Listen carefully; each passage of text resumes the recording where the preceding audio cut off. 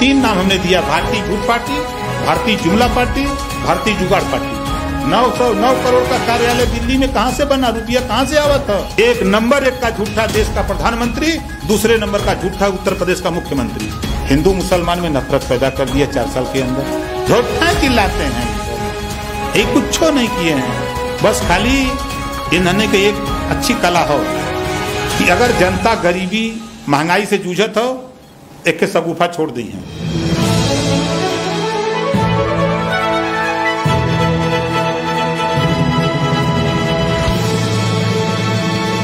आयुष तिवारी। उत्तर प्रदेश में जब 6 महीने विधानसभा चुनाव के बचे हैं, तो ऐसे में सभी दलों ने कमर कसना शुरू कर दिया है। ऐसे में भाजपा के साथ पिछले चुनावों में गठबंधन में रहे ओम प्रकाश राजभर जी, जिनके बाद में बगावत के सुर हो गए और इन्होंने अपने समाज की लड़ाई के लिए कैबिनेट मिनिस्टर का पद ठोकर मार दी। अब एक बार फिर से ओम प्रकाश राजभर की ओर आशा भरी निगाहों से देखा जा रहा है। भारतीय जनता पार्टी के कई सारे लोग मान मनोबल के लिए आ रहे हैं कि शायद ओम प्रकाश राजभर एक बार फिर से भारतीय जनता पार्टी का दामन थाम ले। आज एक बार फिर से एक्सक्लूसिव इंटरव्यू के माध्यम से हमारे साथ वो जुड़ेंगे। सर, बड़ा स्वागत और अभिनंदन आपका। Thank you. राजभर जी, क्या कयास चल रहे हैं? जाने का विचार है या फिर साफ बिल्कुल मन बना लिया है कि अब नहीं? देखिए, बीजेपी डूबती हुई नैया, जिसको मरना है उस पे सवार हो। ओम प्रकाश राजभर उस नैया पर तो सवार नहीं होने वाले हैं, इस नाते कि जिस केशव मौर्य के नाम पर 2017 में ओम प्रकाश राजभर और अनुप्रिया पटेल जी को साथ लेकर के कि पिछड़े वर्ग का सीएम होगा, पिछड़ा वर्ग झूम के बीजेपी को वोट दिया। उत्तराखंड से ला करके इन्होंने मुख्यमंत्री बना दिया। 325 एमएलए जीत के आए, उसमें एक को लायक नहीं थे। तो ये डूबती हुई नैया है, इंतजार कर रहा है पिछड़ा। अभी बादा में कृषि विभाग में भर्ती हुई है 13, 11 ठाकुर की नियुक्ति हो गई। क्या ये जातिवाद नहीं है?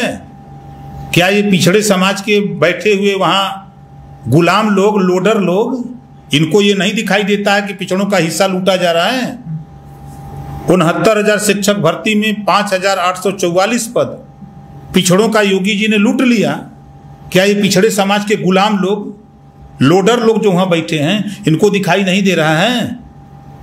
68,500 शिक्षक भर्ती, 12,460 शिक्षक भर्ती में जो घोटाले हुए हैं, उसके साथ साथ पिछड़ों की छात्रवृत्ति और शुल्क प्रतिपूर्ति के सवाल पे बजट सरकार के पास नहीं है। वोट लेने के लिए है, अस्पताल बनाने के लिए पैसा नहीं है, ऑक्सीजन प्लांट लगाने के लिए पैसा नहीं है, वेंटिलेटर खरीदने के लिए पैसा नहीं है, और अस्पताल। अच्छा, विधायक खरीदने के लिए? विधायक के लिए पैसा है। विधायक खरीदने के लिए तो 50-50 करोड़ रुपया इनके पास है। लेकिन चूंकि अस्पताल बनेगा तो उसमें गरीब भी जाएगा, अमीर भी जाएगा। दवाई फ्री में होगी तो गरीब को भी मिलेगा, अमीर को भी मिलेगा जो वहां जाएगा। ऑक्सीजन वहां अगर उपलब्ध रहेगा तो जो भी बीमार जाएगा, ऑक्सीजन की जरूरत है, उसको मिलेगा। लेकिन विधायक तो बीजेपी को चाहिए सरकार बनाने के लिए। तो इस नाते जो पिछड़े समाज के लोग हैं, उन लोगों ने देख लिया कि इस सरकार में गुमराह करके हम लोगों को वोट ले लिया है। जब हिस्सा देने की बात आती है, 1700 थाने हिस्सेदारी नहीं, 826 ब्लॉक हिस्सेदारी नहीं, 75 जिले, 18 कमिश्नर हिस्सेदारी नहीं। तो आज ये किस मुंह से सरकार बनाने की बात करते हैं? अभी मैंने एक बयान देखा था, अभी कल मैं देख रहा था, बीजेपी दगे हुए कारतूस इकट्ठा कर रही है। ठीक है, ये दगे हुए कारतूस कांग्रेस के एक नेता बड़े भाई जितेंद्र प्रसाद जी हैं, शायद नाम उनका है, जितिन प्रसाद। पहले तो हम सोचते थे कि शेड्यूल कास्ट के हैं, लेकिन जब ये भाजपा में गए तब हम जाने हैं कि ब्राह्मण हैं। अच्छा, पहले हम नहीं जानते थे इनको।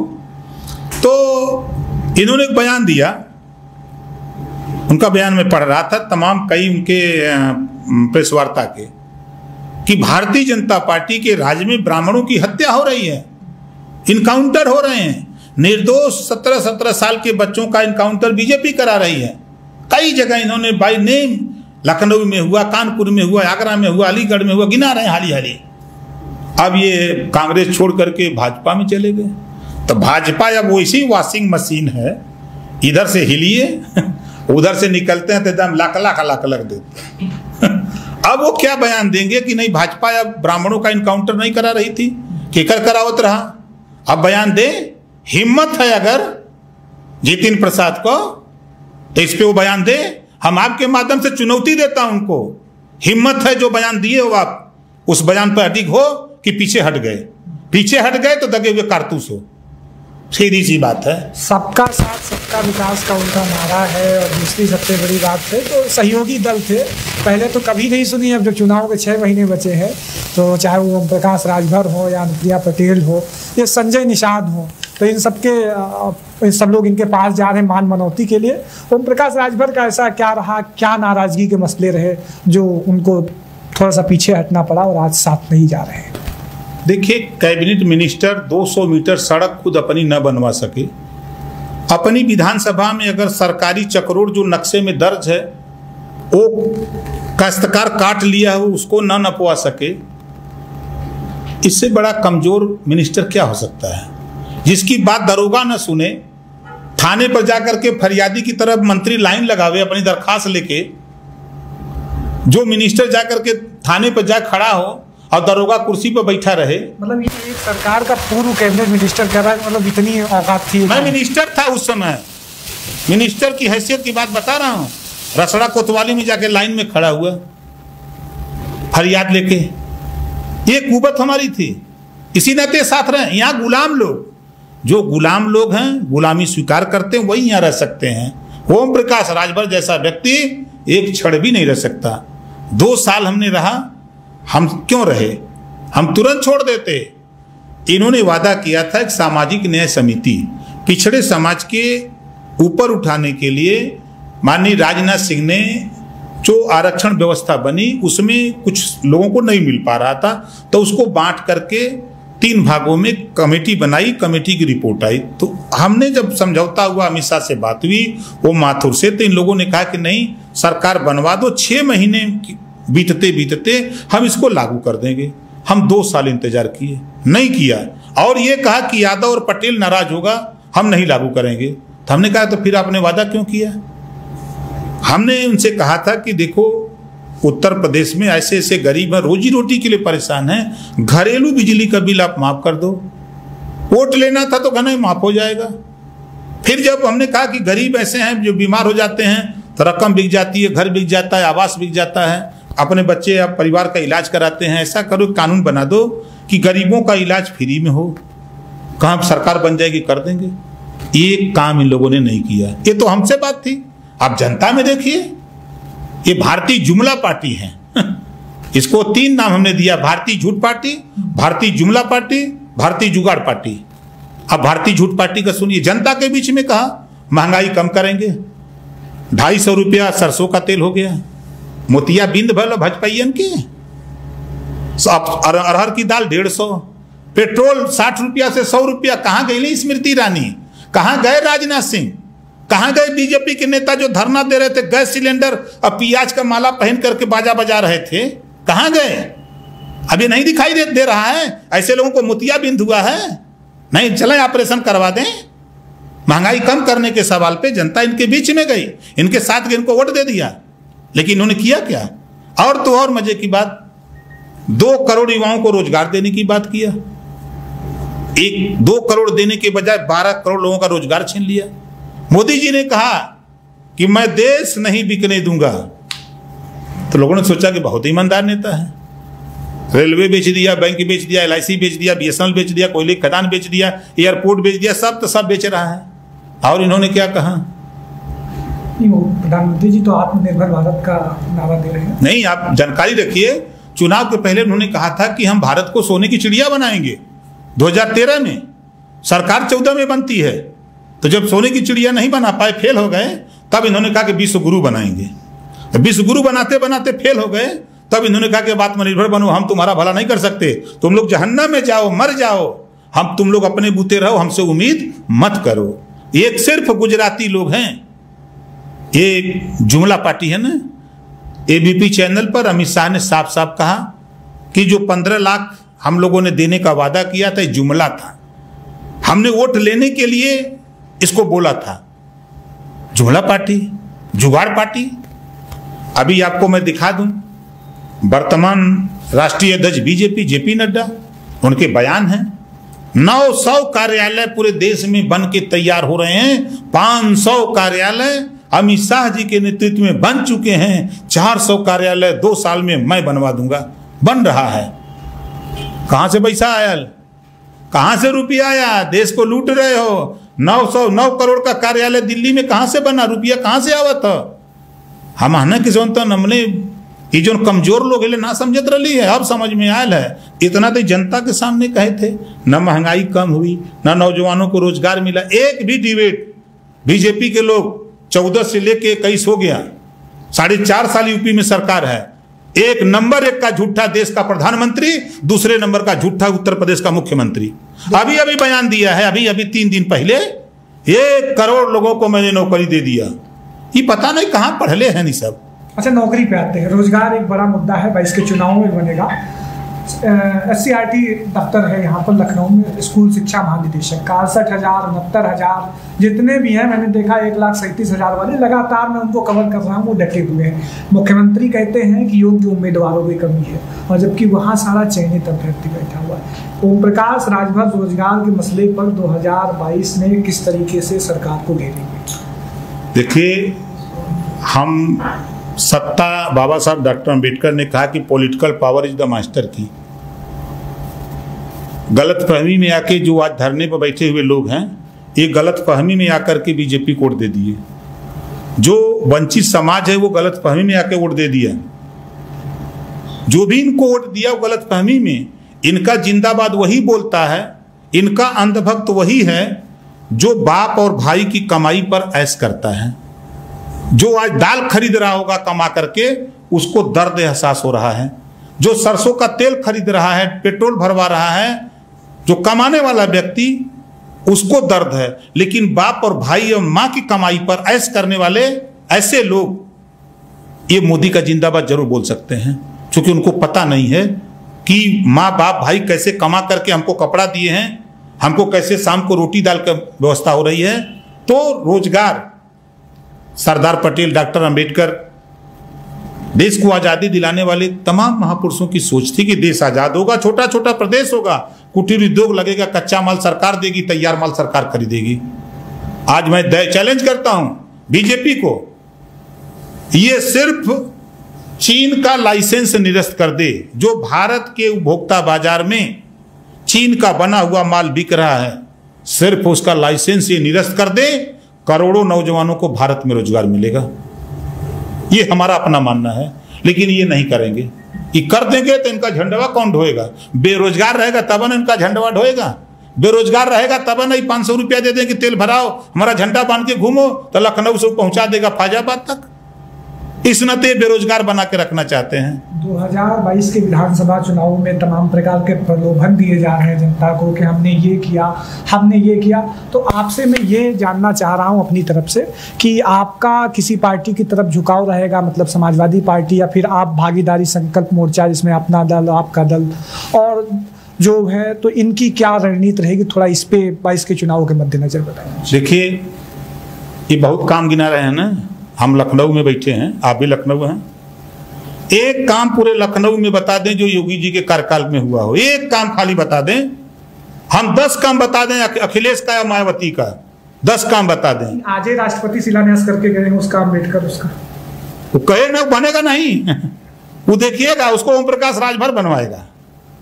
ये इनके कार्यकाल में नहीं बनना, खाली वोट लेने के लिए हुआ है और कुछ नहीं है। वो सिर्फ वोट लेने के लिए, ये दलित समाज को गुमराह करने के लिए कि देखो हम ऐसा कर रहे हैं, हमको ही वोट देना। इस नाते वो राष्ट्रपति महोदय को ले आ रहे हैं। वो देखिएगा ओम प्रकाश राजभर बनवाएगा उसको, वहीं ले चलूंगा आपको। 2022 में ये लोग क्या करेंगे? एक काम बता दे, लखनऊ में आज न हुआ है, आज तभी उसका शिलान्यास हुआ है ना, कोई काम तो हुआ नहीं। 2 ईटा रख दिए होंगे और क्या किए होंगे। लेकिन जरा जहां उद्घाटन किए हैं, चलें 10-90 पर देख ले मायावती का काम। चलेंगे एयरपोर्ट गए होंगे, जाके देखिए मायावती काम दिखता है। चले जाइए गंगा नदी के, है गोमती के किनारे रिवर प्लांट, अखिलेश जी का काम है, टनाटन एकदम हरियाली आ गई। आप चलिए आगरा एक्सप्रेसवे पर, यहाँ से बैठिए एकदम टनाटन जाइए आगरा, जहाँ एकदम। एक चीज और, वो कह रहे जो हमने वर्षों में नहीं किया वो हमने 4 सालों में कर लिया। हाँ सही कह रहे हैं। वो उन्होंने उनका काम गिना दे। देखिए उन्होंने पहला काम किया, हिंदू मुसलमान में नफरत पैदा कर दिया 4 साल के अंदर, ये 1 नंबर किए हैं। इन्होंने मंदिर मस्जिद के झगड़े में लोगों को बांट दिया, 1 नंबर काम। इन्होंने झूठ बोलने में 1 नंबर किया। भगवान राम के साथ 2 करोड़ की जमीन खरीदी जा रही है भगवान राम के नाम पर, 18 करोड़ में बेची जा रही है। 16 करोड़ रुपया भाजपा ले लिया, 1 नंबर का काम। 20 लाख की जमीन 8 करोड़ में बेच रहे हैं, ले लिया भाजपा। चुनाव के लिए कुल चंदा जुटाओ तुम सब, बेच के जमीन रुपया इन्होंने ले तुम। यह सब काम इनकर हो। और कोनो काम धरातल पे बता दें, शिक्षा पे बता दें, स्वास्थ्य पे बता दें, एक अस्पताल बता दें पूरे उत्तर प्रदेश में कहीं बना के तैयार कैले हों, एक अस्पताल बता दें, एक मेडिकल कॉलेज भी बता दें कि बनवूले हों। झूठा चिल्लाते हैं ये सब, ये कुछ नहीं किए हैं। बस खाली इन्होंने की एक अच्छी कला हो कि अगर जनता गरीबी महंगाई से जूझत हो, एक सगुफा छोड़ दी हैं, फिर जनता चिल्लाए लगा तो फिर दूसरा सगुफा लिया के छोड़ दी हैं। यह काम इन्होंने के पल्ले हो। 95 विभाग हो, 95 विभाग में घोटाले पे घोटाला, लूट पे लूट, अधिकारी मनमान, नेता मनमान, सब लूट रहे हैं। यही काम इनका लोगों का हो। आज आपके संदर्भ में खबर सुनने में आ रही, आपने ममता को और जो दिल्ली का आम आदमी पार्टी है तो वैसे के साथ आपका गठबंधन आई है, बोल रहे 100 की करीबन सीटों पर हम अपने उम्मीदवार उतारने जा रहे हैं। क्या थोड़ा सा स्पष्ट साफ कीजिए इस बारे में। देखिए सीटों के संबंध में कोई बैठक नहीं हुई है। जो बयान है वो बयान ये है कि वो 100 सीट पर चुनाव लड़ने की तैयारी कर रहे हैं। उसको लोग मान लिए कि 100 सीट उनको मिल गई। अभी मोर्चे के घटक दलों की बैठक नहीं हुई है। हमारी बात संजय सिंह जो यहाँ के प्रभारी हैं आम आदमी पार्टी के, उनसे हुई है। उन्होंने कहा है कि एक दिन चला जाए केजरीवाल जी से, उनसे बैठ के बातचीत हो जाए। हमारी बात ममता जी की पार्टी के राष्ट्रीय महासचिव, उनसे बात हुई कि हम भी मोर्चे में आना चाहते हैं। हमके भाई अपने नेता से पूछ लो जाओ, तो वो कल के परसों के गए हुए हैं वहाँ। हमारी बात संजय राउत जी से होती है, तो उन्होंने भी इच्छा जताया था कि हम यूपी में चुनाव लड़ना चाहते हैं। हमने कहा कि लड़िए, तो हम मोर्चा में कर लीजिए। हम कहा ठीक है, आ जाइए। बातचीत कर रहे हैं, जिस दिन घोषणा हो जाएगी तो फिर हो जाएगा। मोर्चा 403 विधानसभा चुनाव पे लड़ सकता है या फिर अखिलेश जी के साथ में मोर्चा का या वैसा कुछ? 403 सीट पर चुनाव लड़ेगा, उत्तर प्रदेश में सरकार बनाएगा। अब बीजेपी को सत्ता से बेदखल करके दिखाऊंगा। जितना ही तोहफा लगा ले आवे लोग, कहाँ चली हैं वोट मांगे। गौवा में किसान डंडा लेके जो होता कि आवत जा, नौजवान जो होता कि आवत जा, गरीब जो रिक्शा चला के दिहाड़ी करके जियत खात रहा, आज वो भुखमरी के कगार पर वो जो होता कि आवत जा। थोड़े गेहूं चावल देहले के बाद वो दाल कहाँ से ले आई, मसाला कहाँ से ले आई, तेल कहाँ से ले आई, वो दवाई कहाँ से ले आई, कपड़ा कहाँ से पहरी, एकर बंदोबस्त के करी। वो जो होता चला ही लोग इनका उनका हवा निकाल रही है कुल गाड़ी के। गठबंधन में कहना है ओम प्रकाश राजभर निजी स्वार्थ के लिए या फिर खुद को अलग कर लिए हैं और तमाम सारी चीज़ें हैं, और हम उन्हीं के साथ रहेंगे। और भारतीय जनता पार्टी एक ऐसी पार्टी है जो सामाजिक न्याय समिति जिसने बनाई है वही इसको लागू कर सकती है। तो हमारे हिसाब से ओम प्रकाश राजभर का जाना जल्दबाजी है। देखिए पूरे प्रदेश देश में जग जाहिर है, वो अपने बेटे को सपा में गए तो सांसद बना लिए, बीजेपी में गए तो फिर अपने बेटे को बना लिए। अरे उनकी बिरादरी में निषाद में बिंद है, कश्यप है, माझी मजवार है, तुरहा तुरैया है। इनके विषय में वो नहीं सोचते हैं। वोट सबका चाहिए। निषाद एक भी बार आप उनसे इंटरव्यू लीजिए, एक भी बार उनकी जबान से अगर बिंद का, कश्यप का, तुरहा तुरैया का, माझी मजवार का नाम आ जाए तो बताइए। एक बात बोलते हैं कि मझवार में हम हैं, हमको उसी में शामिल कर दीजिए। अरे जब थे तब थे, आज नहीं हो और धोखा खा जाओगे। 2022 बीत जाएगा चुनाव, लेकिन अनुसूचित जाति का आरक्षण भाजपा आपको नहीं देगी। हमने उनसे डिबेट पे भी कह दिया हूं, मिल के भी कह दिया हूं, नहीं देगी। अब सामाजिक न्याय की बात करने पर आ गए। अगर उन्होंने कहा है तो हम उनका स्वागत करते हैं, लेकिन उनके आका जो हमसे कहे हैं, अमित शाह जी, हम लड़के थक के तब आए हैं, अभी लड़ने जा रहे हैं ना, गुरुक दैया तो चुप हो जाइए। एक दिन टीवी पर बोल रहा हूं, डिप्टी सीएम और आरक्षण के अलावा कोई बात नहीं। अब बोला के योगी भीतर का क्या बोल ले भाई, कहा नहीं सर कोई बात नहीं, हम लोग भाई भाई हैं। अब बाहर आके कह रहे हैं ना ना हमने तो डिप्टी सीएम की बात ही नहीं किया था, हम तो भरत हैं, राम और भरत की जोड़ी है, हम तो निषाद के वंशज हैं, हम भाजपा के साथ रहेंगे।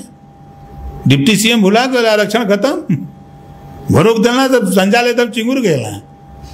अब बोले लोग आप सीएम अपने आप को कह रहे हैं, आप कह रहे हैं हम 5 मुख्यमंत्री देंगे, इस पर थोड़ा सा रणनीति स्पष्ट कीजिए भाई, क्या है मसला? देखिए, एक प्रयोग भारतीय जनता पार्टी और बहुजन समाज पार्टी ने किया 6 महीने का, कि 6 महीने बहुजन समाज पार्टी का मुख्यमंत्री होगा और 6 महीने भारतीय जनता पार्टी का, ये दोनों का समझौता हुआ और सरकार बनी। फिर उसके बाद उत्तर प्रदेश में जब सरकार बनती है तो डिप्टी सीएम का प्रयोग सबसे पहले अगर उत्तर प्रदेश में किसी ने किया तो भारतीय जनता पार्टी ने। तो हमने देखा कि समाज की उम्मीदें बढ़ रही हैं, हर जाति के लोग सोच रहे हैं कि हमारा सीएम हो, हमारा डिप्टी सीएम हो। तो हमने भागीदारी संकल्प मोर्चा में हम लोगों ने तय किया कि सरकार हम लोग बना करके 5 साल 5 मुख्यमंत्री, राजभर होगा, निषाद होगा, पटेल होगा, कुशवाहा होगा, चौहान होगा, मुसलमान होगा, 5 मुख्यमंत्री पहले साल 5 साल में, अब 20 डिप्टी सीएम, हर साल 4 डिप्टी सीएम, 20 हम बनाएंगे। ये फार्मूला हम लोगों ने तय किया है।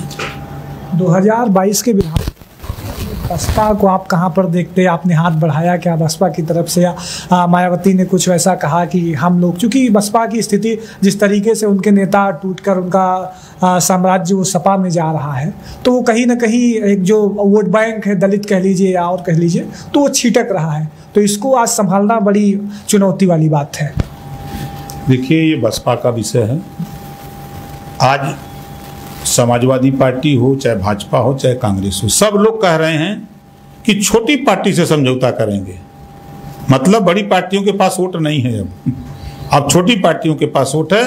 तो छोटी पार्टियां तो हमने 10 पार्टियों को इकट्ठा कर रखा है, तो वोट तो हमारे पास है। 100 में अगर छोटी पार्टियां जो 10 इकट्ठा हैं, इनका वोट 65% है। क्षेत्रीय दल, हाँ, क्षेत्रीय दल जो हम लोग हैं, तो हमारा तो 65% है। तो 100 में 65 हमारा है, 35 में भी बंटवारा है, तो हमको क्या दिक्कत है?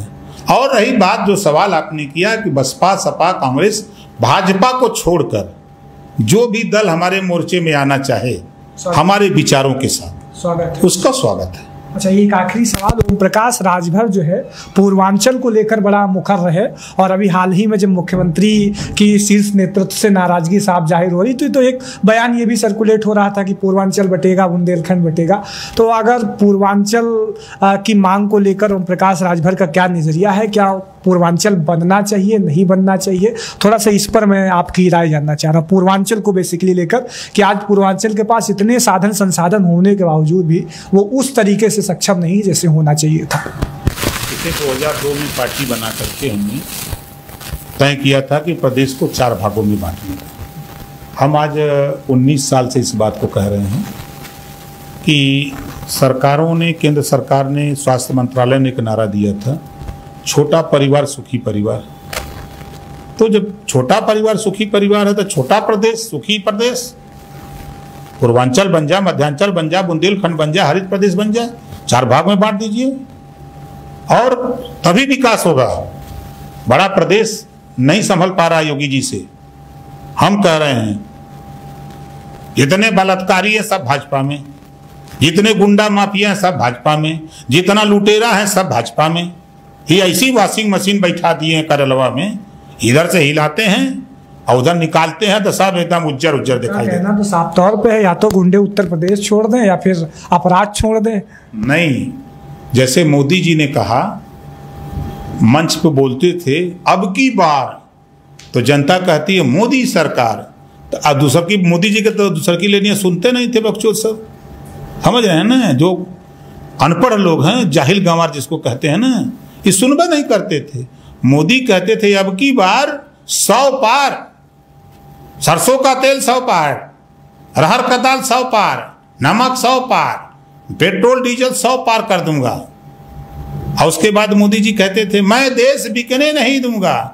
लोग समझ ही नहीं पा रहे थे, वो कह रहे थे मैं देश बचने नहीं दूंगा, तुम लोग वोट दो। वैसे ही योगी जी है। यानी आपका साफ तौर पे यही कहना, अगर पूर्वांचल बढ़ जाता है तो फिर राज्य का विकास एक अहम लेवल 100%। तो आप हमारे साथ ओम प्रकाश राजभर जी थे, जिन्होंने 2022 के चुनावों पे एक गहन चर्चा हमारे साथ की। और सर का कहना है किसी भी दल के साथ जा सकते हैं, लेकिन अब भारतीय जनता पार्टी के साथ हमारा गठबंधन संभव नहीं है। सर बड़ा शुक्रिया और धन्यवाद कि आपने हमें सुना। Thank you.